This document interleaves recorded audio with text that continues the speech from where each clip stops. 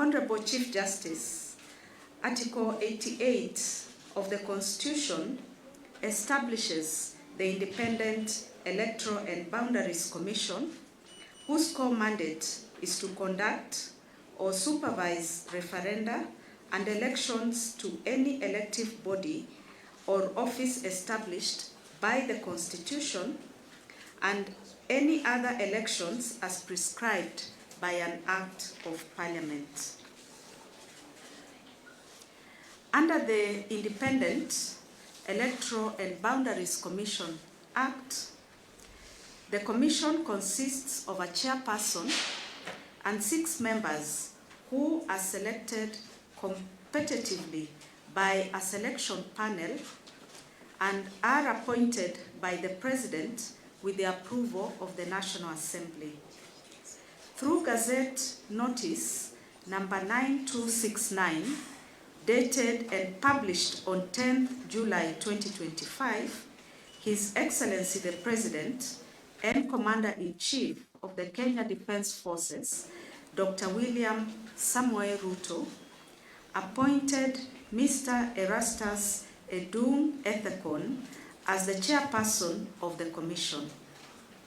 Through Gazette Notice number 9270, dated and published on 10th July 2025, His Excellency the President also appointed the following persons as members of the Commission: Njeri Nderitu, Moses Alutalala Mukhwana, Mary Karen Sorobit, Hassan Noor Hassan, Francis Odhiambo Aduol, and Fahima Araphat Abdallah. Honorable Chief Justice, Article 74 of the Constitution demands that before assuming a state office, acting in a state office, or performing any functions of a state office, a person shall take and subscribe the oath or affirmation of office in the manner and form prescribed by the 3rd schedule or under an Act of Parliament. Members of Chapter 15 commissions, such as the IEBC, are designated as state officers to whom this article applies. More specifically, Section 9 of the Independent Electoral and Boundaries Commission Act provides that the chairperson and members shall, before assuming office, make and subscribe to the oath or affirmation office prescribed in the 3rd schedule. The oath of office that is prescribed in this 3rd schedule is to be sworn before the Chief Justice, and this is the purpose of this ceremony today. Honorable Chief Justice, allow me therefore to call upon the following to take their oath of office respectfully. We will start with Mr. Erastus Edung Ethekon.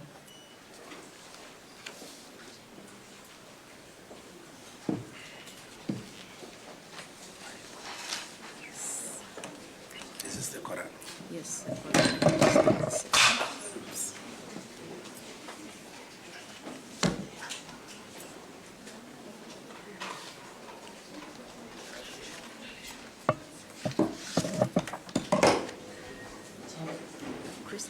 Yes.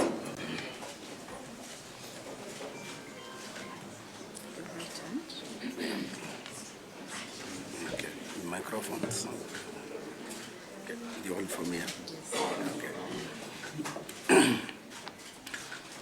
I, Erastus Edung Ethekon, having been appointed the chairperson of the Independent Electoral and Boundaries Commission, do solemnly swear that I will at all times obey, respect, uphold the Constitution of Kenya and all other laws of the Republic, that I will faithfully and fully, impartially, and to the best of my ability discharge the trust and perform the functions and exercise the powers devolving upon me by virtue of this appointment, without fear, favor, bias, affection, ill will, or prejudice.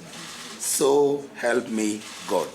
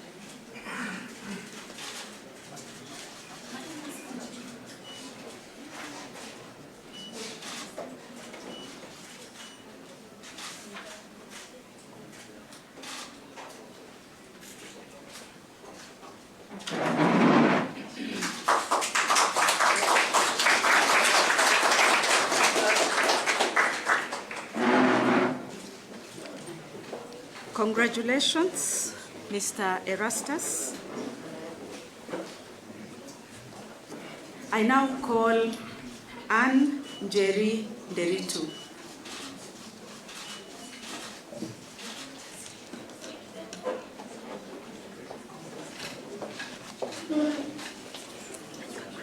Yes, I am. So you carry the Bible with the right hand.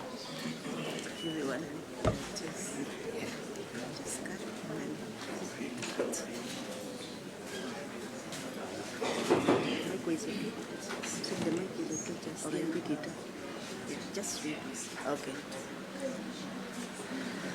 I, Njeri Nderitu, having been appointed as a member of the Independent Electoral and Boundaries Commission, do solemnly swear that I will at all times obey, respect, and uphold the Constitution of Kenya and all other laws of the Republic, that I will faithfully and fully, impartially, and to the best of my ability, discharge the trust and perform the functions and exercise the powers devolving upon me by virtue of this appointment, without fear, favor, bias, affection, ill will, or prejudice.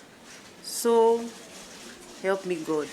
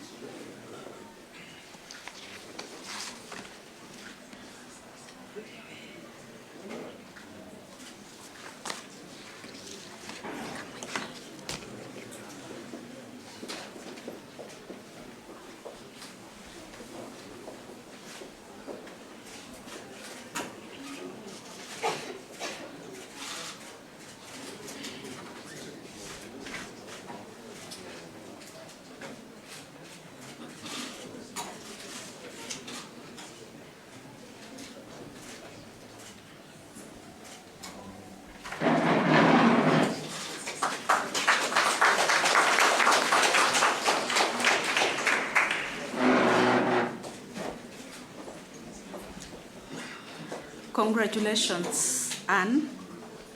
I now call Moses Alutalala Mukhwana.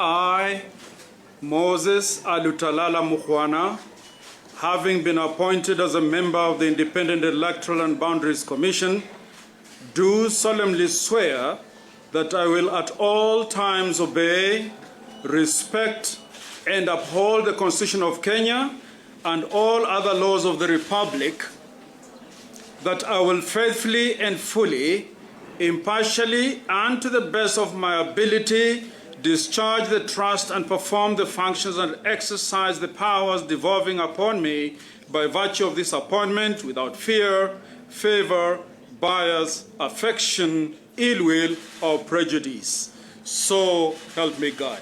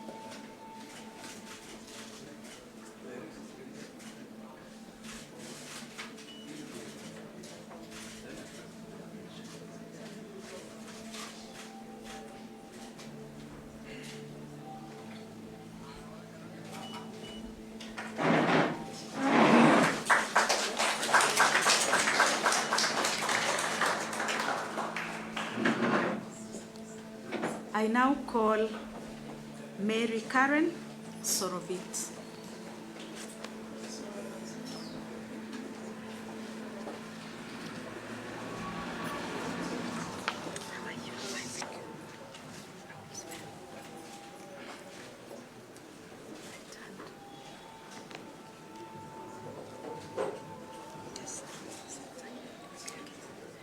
I, Mary Karen Sorobit, having been appointed as member of the Independent Electoral and Boundaries Commission, do solemnly swear that I will at all times obey, respect, and uphold the Constitution of Kenya and all other laws of the Republic, that I will faithfully and fully, impartially, and to the best of my ability, discharge the trust and perform the functions and exercise the powers devolved upon me by virtue of this appointment without fear, favor, bias, affection, ill will, or prejudice. So help me God.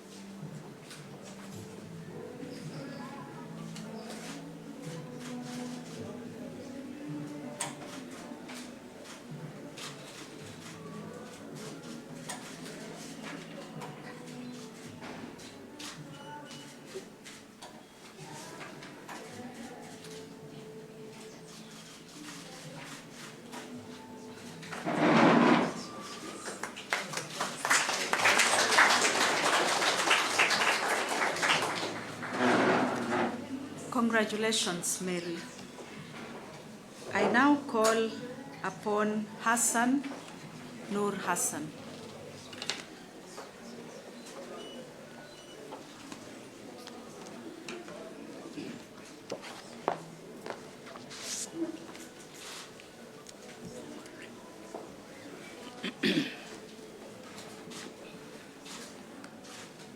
I, Hassan Noor Hassan, having been appointed as a member of the Independent Electoral and Boundaries Commission, do solemnly swear that I will at all times obey, respect, and uphold the Constitution of Kenya and all other laws of the Republic, that I will faithfully and fully, impartially, and to the best of my ability, discharge the trust and perform the functions and exercise the powers devolving upon me by virtue of this appointment without fear, favor, bias, affection, ill will, or prejudice. So help me God.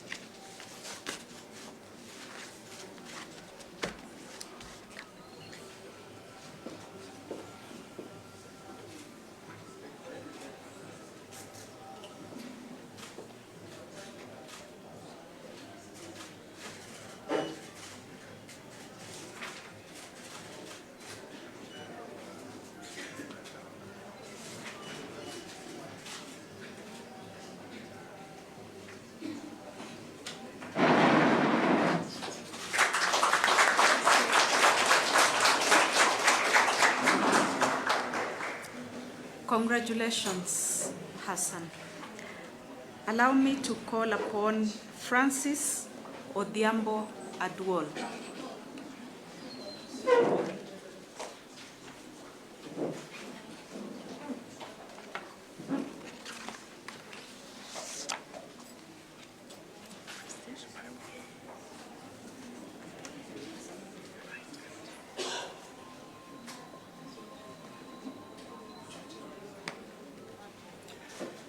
I, Francis Odhiambo Aduol, having been appointed as a commissioner of the Independent Electoral and Boundaries Commission, do solemnly swear that I will at all times obey, respect, and uphold the Constitution of Kenya and all other laws of the Republic, that I will faithfully and fully, impartially, and to the best of my ability, discharge the trust and perform the functions and exercise the powers devolving upon me by virtue of this appointment without fear, favor, bias, affection, ill will, or prejudice.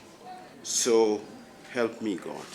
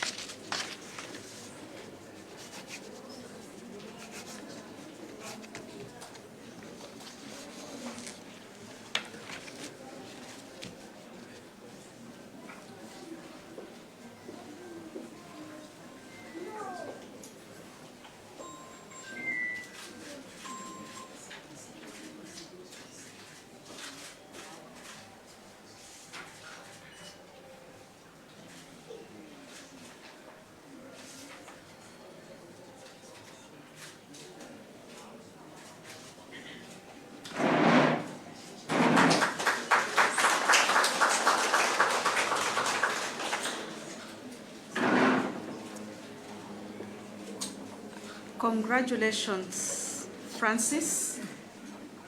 Allow me to now call Fahima Araphat Abdallah.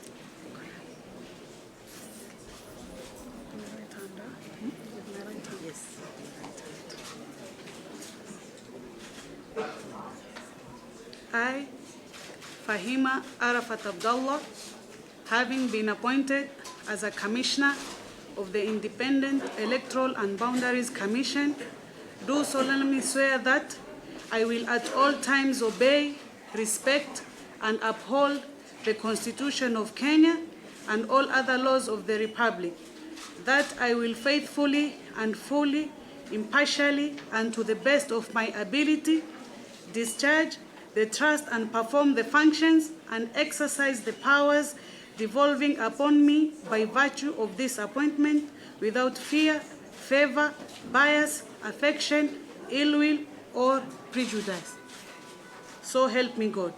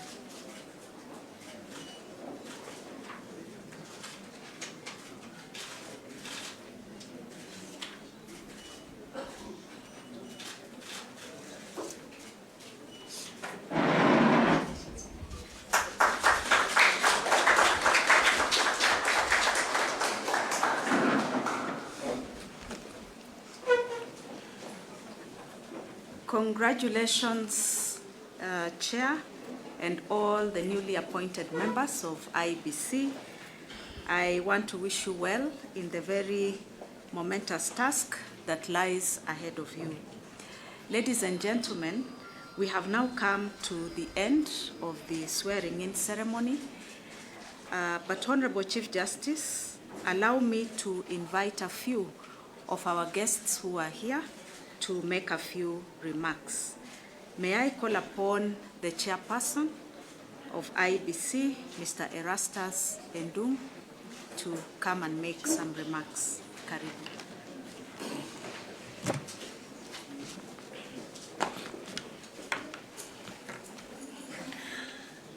Your Ladyship, Honorable the Chief Justice and the President of the Supreme Court of Kenya, Honorable Justice Martha Koome, the Honorable Attorney General of the Republic of Kenya, Honorable Dorcas Aduol, chairpersons of commissions present here, members of the IEBC, my new colleagues, the Chief Registrar of the Judiciary, Honorable Winfrida Mokaya, distinguished guests, ladies and gentlemen, good afternoon. Allow me to take this opportunity to make a few remarks. It is with profound humility and a deep sense of duty that I address you today as the newly appointed chairperson of the IEBC. I am immensely honored by the trust placed in me to lead this vital institution, one that lies at the heart of our democracy. I extend my warmest congratulations to my fellow commissioners who have just taken their oath of office. I know it has been a demanding journey, but that journey, however difficult it may have been, was merely to prepare us for the greater responsibilities that lie ahead. Today marks the beginning of our service to the people of Kenya. We must approach this sacred duty, therefore, with the urgency and integrity and absolute commitment guided by our Constitution and the laws of the Republic, but more importantly, guided by the expectations of every Kenyan. Free and fair and credible elections are the cornerstone of our democratic society. The IEBC is entrusted with the solemn responsibility to ensure that every citizen's voice is not only heard, but honored. As Winston Churchill once said, the price of greatness is in responsibility. That responsibility now rests with us and with all Kenyans. I thank His Excellency the President, the Parliament, together with the Justice and Legal Affairs Committee, the selection panel, for taking us through that rigorous, open and transparent process that led to our eventual appointment. Lady Justice, I also would like to thank the judiciary, the Chief Justice, for the commendable job they did in expediting the process of determining the matters that held the process and for affirming the legality of our appointment. I wish to state to the country that my first and foremost loyalty is to the people of Kenya, who hold the sovereign power under Article 1 of our Constitution. And that power allows them, therefore, to exercise their sovereign responsibility, including their right to vote. And therefore, I wish to assure Kenyans that their voices will not only be heard, but they will also count during the coming elections. As we look ahead, I urge you to stand firm in your commitment to democratic values. Together, we must build a stronger, more resilient nation, one election at a time. John Lewis once said, "The vote is so precious, it is almost sacred. It is the most powerful nonviolent tool which we have in a democracy." I therefore echo the truth in the words of John Lewis, and I urge all Kenyans to ensure that we use this opportunity that our electoral processes allows us to ensure that we build a peaceful, stable, and secure democracy. Credibility, ladies and gentlemen, of our elections depends on our collective commitment to the rule of law, to fairness, to the principle that every Kenyan matters. And in Article 88 of the Constitution, our mandate as IEBC is clearly outlined. And we, together with my colleagues and our secretariat, are committed to take that responsibility seriously, that we shall ensure that we discharge our mandate with the seriousness that it deserves. And today, as you have witnessed, ladies and gentlemen, we have taken that oath, and we will abide by the words and the spirit of that oath. In today's Kenya and the world, we are bound to face a lot of challenges because of today's new innovations. And one of the greatest challenges, but also an opportunity, is the issue of information. As a commission, as we settle down to our work, we are bound to face a lot of challenges in misinformation, disinformation, and fake news. But we also have an opportunity to work with those news outlets to ensure that we educate, we inform, and we focus on factual truth so that then we build trust, because it's through that information that we build trust in the credibility of our institutions, such as IEBC, but also of our electoral processes. Lastly, Honorable Lady Chief Justice, a credible election is not a responsibility of IEBC alone. It is a national responsibility. I therefore, as we work, as we settle down as the new IEBC, I therefore call upon all other institutions, all other stakeholders to support us and to work together in us cooperatively and collaboratively to ensure that as we plan for the by-elections and the next coming general elections, that we work together collectively because we have shared responsibility to ensure that we deliver on our mandate, which is to ensure peaceful, credible, transparent, and accountable electoral processes.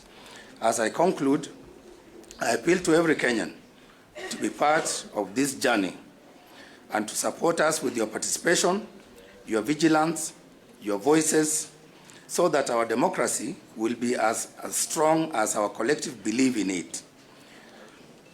I also, as I conclude, wish to remind us that IEBC has been here long enough, and we have our predecessors who have been the architects of some of the systems that we will inherit, that we will work to perfect and improve, and therefore wish to pay tribute to them, to honor them for their outstanding contribution to consolidating and deepening our democratic processes through their work in IEBC. Let me leave you finally with the words of Larry J. Sabato, that every election is determined by the people who show up. So I urge fellow Kenyans that you must show up, you must engage, you must vote, and you must participate in ensuring that we do our job very well for the sake of our country. I thank you. May God bless Kenya, and may God bless all of you. Thank you very much.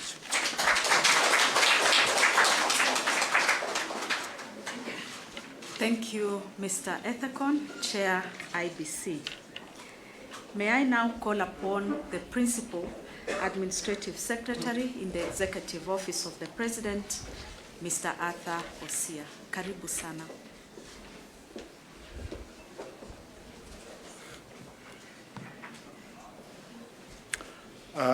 Lady Chief Justice, the Attorney General of the Republic of Kenya, Solicitor General, the newly appointed and sworn-in chair, and your fellow commissioners, family members accompanying our commissioners, fellow civil servants. Lady Justice, it is my happiness today. You remember the last time we were here, we were seeing through the selection panel that has taken Kenyans through the process that has produced these great ladies and gentlemen.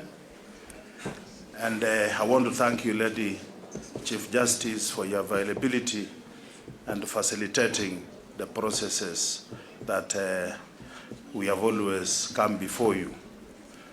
Chief Justice, I first of all want to take this opportunity to individually and collectively congratulate the chair and these fellow commissioners for being sworn in and for being appointed as members of this commission. This commission, even when you look around this hall today, it speaks volumes. It has never been this full. It's never attracted this kind of attention. So this is a message to the commissioners that you have just started carrying a very big stone, a very big sack. You are now carrying this country on your shoulders. My only advice would be you are the Electoral and Boundaries Commission, not commissions. Commission, not commissions. Collegiality and cohesiveness in your operations will be key for the trust that you'll need to get from us. It is trust. Just work hard. Kenyans are very hopeful. Today, this country is breathing because we have a commission in place. There's a lot of hope out there, and it's barely, squarely in your hands to develop the trust of Kenyans, carry Kenyans along with you, and all shall be well. I know the environment is quite, I don't know the words to use, but you know the space you are getting into. A lot of expectation, a lot of mistrust, a lot of imaginations, but the law will guide you, fidelity to the law, to yourselves, to your conscience, and to this country will see us through. Chief Justice, I don't want to say anything more than that, but to take this opportunity to wish this team well, wish you good luck, because you need it, and may God bless you. Thank you very much.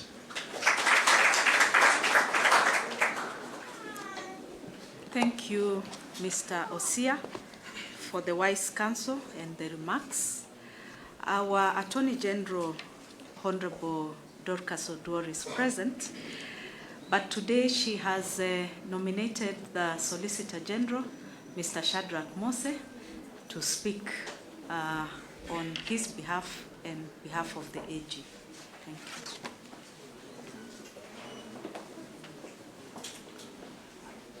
The Honorable, the Chief Justice and President of the Supreme Court, the Honorable, the Attorney General of the Republic of Kenya, the newly appointed Chair of the Independent Electoral and Boundaries Commission and the new commissioners, my good brother Osia, the Chief Registrar, the Judiciary, riding on all protocols. Good afternoon. First and foremost, Honorable Chief Justice, my Korera, we want to appreciate you, we want to thank you for this very timely or timeous occasion that you have managed to accord us so that the new commissioners have been sworn in. To the new commissioners, today, you are a rare gift that Kenyans have gotten. A rare gift in the sense that Kenyans, you know, from all walks have been waiting for the Independent Electoral and Boundaries Commission commissioners. I am sure we have the secretariat in place, but they have not been able to discharge fully their mandate without commissioners. So today is a good day, it's a great day for Kenyans. We really want to thank you. Just as other Osia clearly said, Kenyans have a lot of expectations. Kenyans have a lot of faith. Kenyans have a lot of trust in you. All that you need to do is to build the confidence, the trust that has been bestowed upon you. Secondly, as the Office of the Attorney General, as the Attorney General and myself, we want to assure you that we will be available, we will be there for you, so that at the end of the day, we serve this great country of ours called Kenya. Kenyans, in all their walks of life, know that this is a great country. And today, the mandate that has been bestowed on you is a heavy responsibility. Just as he said, if you see the numbers, it's because Kenyans are expectant. And we are confident that you are going to live to the oath of office that you have actually taken. Want you to discharge your responsibility with transparency, accountability within the rule of law, and above all, our Constitution. Your mandate as enshrined in our Constitution is a solemn mandate, and therefore discharge your duty without fear or favor, and taking into account that we have a country that all of us need to take care of. We wish you well. We pray for you. Kenyans need to pray for our commissioners and Honorable the Chief Justice. We also pray for you so that together we hold this country. We don't have another country. And anybody who thinks we have another country, my friend, we don't have another country. We don't have a neighbor that we can lean to for any support. Therefore, we only have ourselves to take care of this country. Thank you so much, and God bless you. Thank you, Honorable Solicitor General Shadrach Mose, for the wonderful remarks. I now call upon the Honorable Chief Justice to come and give the remarks. Karibu sana. Thank you very much, Honorable Frida Mukaya, our Chief Registrar of the Judiciary, for conducting this ceremony. The Honorable Attorney General, my sister, our newly appointed chairperson of the IEBC, the Honorable Commissioners, all our guests this afternoon, good afternoon. It's a cold afternoon. I welcome you to the Supreme Court, and I offer my apologies for our very humble facility where we entertain guests in a solemn occasion like this when you're sitting and others are standing. One of these days, when God blesses us, we will have a state-of-the-art room where we can conduct such ceremonies. Today, bear with us. Thank you all who have spoken for those wonderful speeches congratulating our chairperson and the commissioners. I also join you to congratulate the chairperson and the commissioners on your appointment and formal assumption of office. Today marks the beginning of a great public duty, one that demands not only competence and courage, but also a firm and unwavering commitment to constitutionalism, impartiality, and the democratic aspirations of the people of Kenya who you represent. This swearing ceremony is not just about fulfillment of a legal requirement, though through the administration of an oath, rather, it is about the transfer of trust that Kenyans have transferred to you.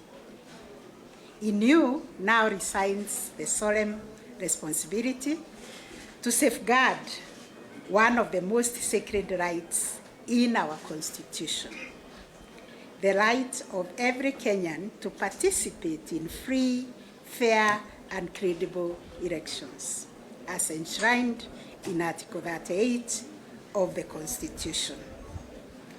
You are taking office at a time when our nation is undergoing a period of great reckoning, a moment when Kenyans, especially our young people, are expressing discontent, are expressing frustrations with public institutions.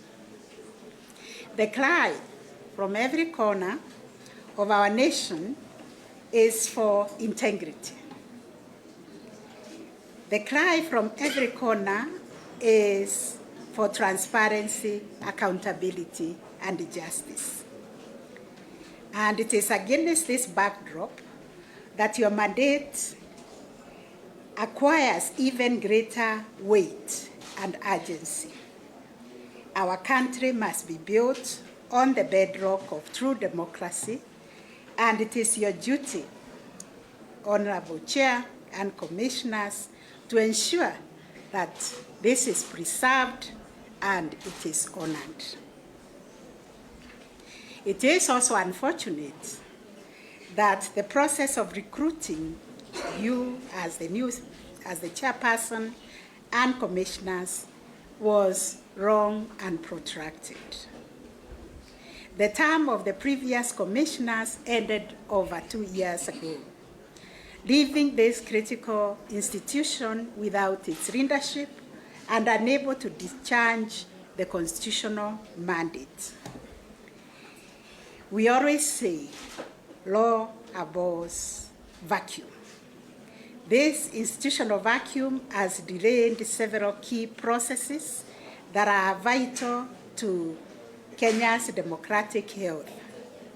Now that the Commission has been reconstituted, it is imperative that you move with speed to undertake the critical constitutional and administrative functions that have remained in abeyance and to begin in earnest and timely preparations for the 2027 general elections. The IEBC, as a constitutionally independent body, is not merely an election managing institution. It is one of the cornerstones of Kenya's constitutional democracy. Your work directly impacts the legitimacy of the government, the stability of our nation, and the confidence of the people in the rule of law and democratic governance. You are now the custodians of a process that has in the past defined the trajectory of our nation, for better or worse. Let me echo the words for better or for worse, as often said in the church by the priest while solemnizing marriages. I am emphasizing this because Kenya belongs to the entire population of 50 million plus Kenyans who all have rights. These rights are spelled out in the Constitution and other laws. These rights are not a preserve of a few Kenyans. Kenya does not belong to politicians. It does not belong to the judiciary. It does not belong to the IEBC, the police, or any other institution. Kenya belongs to all of us, and no one has a right to trample over others. Each one of us, despite our rank or office, we owned only one vote. Those of us who are privileged to occupy public offices occupy them on behalf of Kenyans, and therefore we must always humble ourselves and deliver services to Kenyans with grace and humility according to our Constitution and the statutes. And for us Kenyans and all of us, whatever is not working, notwithstanding the pain or difficulty in fixing it, whatever you will find not working and serving Kenyans properly at the IEBC, you must confront it and you must fix it. This is why you have been given the mandate. Let me also mention Kenya's painful history of disputed elections, cycles of violence and loss of life and property, which is a stark reminder that elections are not just political events. It is not just an event. They are national security. Whatever you're doing, you must always think about national security. You must think about the economic of this country and the human rights issues behind every Kenyan who is entitled to free and fair, credible elections. It is in response to that history that the framers of the 2010 Constitution embedded a strong legal and institutional guardrails, such as the IEBC, yourselves, to protect the integrity of the electoral process. May the first prefix of your name, independent, always sound a clear tone all the time, especially if there will be a time when anybody or any institution will attempt to interfere with your decision-making independence. In this respect, I'm happy to share with you my own experience about my real guard, which I call the shield and defender. It has always been Article 161 of the Constitution that says the judiciary is independent, and in our decision-making, we are not subject to anybody or any institution. And anybody trying to interfere with our decision-making, anybody who has sworn to defend the Constitution will obviously be attempting to violate their own oath of office and also the oath of office for the electoral commissioners.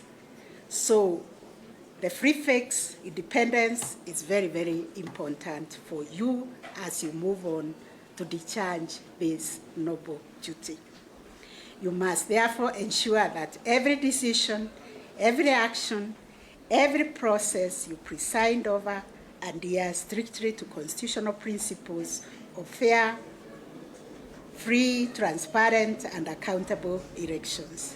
The law requires, and the people of Kenya demand, that the commission be and be seen to be independent, impartial, neutral, efficient, and professional.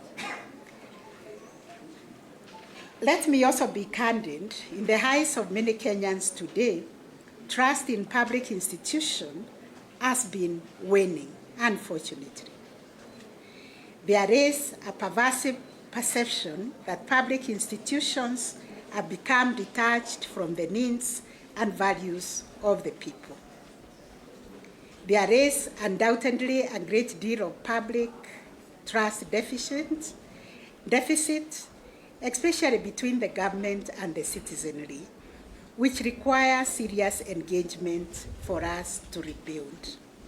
Being a woman of faith and listening to many clarion calls, I agree that 2025 in Kenya is the year of rebuilding our country, and it's also the year of repairing the breach. The greatest aspect of rebuilding for me is the broken relationships of trust between the people and the institutions of government. The people must trust the people in government who serve them. We in the judiciary and under the National Council on the Administration of Justice, that IEBC is also a critical member, we have taken the challenge to see how we can reach out to our people, the people we serve, and ask them, where have we gone wrong? How can we serve them better? How can we build the trust? And how can we move together? We are doing this through the court users committees, and I believe you will also undertake civic education in a manner that will build the public trust during this year of the clarion call of rebuilding our nation and repairing the breaches wherever they have happened. Because deficit of trust poses a real danger to our democracy, to our national cohesion, and our constitutional order. You must rise above this crisis of confidence. More than perhaps any other institution in this season, you, the IEBC, must earn the trust of the people through your conduct. You must always ask how the decisions you make, just like we do in the judiciary, impact on the society. You must also be very, very wary about your integrity. This journey begins today. The oath you have taken must be the compass that guides all your decisions and conduct. It binds you to fidelity to the Constitution, as the previous speakers have said, and also to the law. It commits you to serve the people of Kenya diligently and honestly. It reminds you that public office is one of public trust. As we look ahead to the 2027 general elections and also the upcoming by-elections, the stakes could not be higher. The Kenyan people are watching. They expect nothing less than a commission that will deliver an electoral process that is peaceful, legitimate, transparent, and verifiable. This is your constitutional calling and your historic duty. I urge you to remember that democracy is not sustained by the laws and institutions alone. It is sustained by the trust, by fairness, and by the collective belief of citizens that their voice and their vote will matter. you have the opportunity and the obligation to restore and strengthen that belief. I take this opportunity on behalf of the judiciary, the National Council on the Administration of Justice, to wish you wisdom, courage, and integrity as you undertake this sacred mandate. We will stand ready to support you to uphold the rule of law, and we urge you to do your part in defending our Constitution and nurturing our democratic journey. May God bless you. May God guide you. And may God shine His light upon you every day as you set out to serve Kenyans. Thank you very much. May you also serve Kenyans with grace and honor.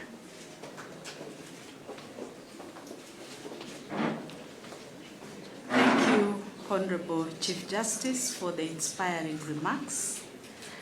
We can now proceed for a photo session with the Honorable Chief Justice at the Chief Justice's foyer on the other side. Thank you.